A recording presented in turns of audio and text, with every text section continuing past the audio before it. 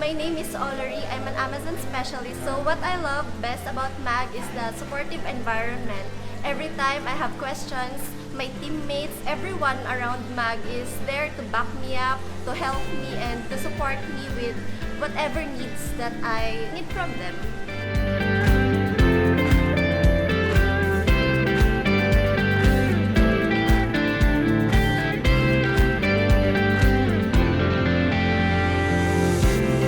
And my favorite part about working with MAG is the work-life balance, because I tend to spend time with my family, and whenever I need a break, my bed is just behind me.